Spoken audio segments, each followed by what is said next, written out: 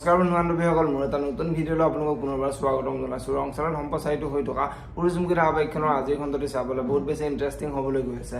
যদিহে আপোনালোকে সূৰ্যমুখী ধাৰাবাহিকখন চাই ভাল পায়, তেনেহ'লে ভিডিঅ'টোত এটা লাইক কৰি আমাৰ চেনেলটো ছাবস্ক্ৰাইব কৰি ল'ব। এনেকুৱা ধৰণৰ আপডেট মোৰ পাই থাকিবলৈ। সূৰ্যমুখী ধাৰাবাহিকখনৰ যোৱাটি খণ্ডত দেখিবলৈ পাইছিলে ৰত্নৰ সোণ আৰু শেৱালিলৈ বহুত মনত পৰি আছিলে, আৰু ৰত্নই সোণ আৰু শেৱালিৰ ৰুমলৈ আহি ঘৰটোৰ চুকে কোণে কেৱল তহঁতৰে স্মৃতি, চকুটো মুদি দিলেই দাদাই সেই মৰমত কৰা শাসনবোৰ আৰু বৰ সেই মিঠা হাঁহিটোলৈ বৰকৈ মনত পৰে। আনফালে ৰত্নৰ শেৱালিয়ে বুজোৱা কথাবোৰ মনত পৰি আছিলে, আৰু ৰত্নই তই মোৰ মাতকৈ কোনো গুণেই কম নাছিলি, মোৰ মাৰ নিচিনাকৈ তই মোক মৰম কৰিছিলি, এতিয়া তহঁতে মোক এনেকৈ এৰি থৈ গুচি গ'লি, গতিকে এতিয়া আদ্যাৰ দায়িত্ব কেৱল ময়ে ল'ম, মই আদ্যাৰ সপোনবোৰ পূৰণ কৰিব লাগিব বুলি ৰত্নই চিন্তা কৰা দেখিবলৈ পাইছিলে। আৰু আজিৰ খণ্ডতে দেখিবলৈ পাব এতিয়া বাহিৰলৈ আহি মাক দেউতাক আহিব বুলি ওপৰৰ ফালে চাই বাহিৰতে বহি থাকিব, আৰু সেই সময়তে ৰত্ন আহি পাব। ৰত্নই আদ্যা তুমি কিয় এনেকৈ বাহিৰত ওলাই আহিছা বুলি আদ্যাক সুধিব, আৰু তেতিয়া আদ্যাই মোৰ মা পাপা আহিব নহয়, সেইবাবে মই ৰখি আছোঁ ইয়াতে বুলি ৰত্নৰ আগত কোৱাত ৰত্নই বহুত কান্দিব। আৰু ৰত্নই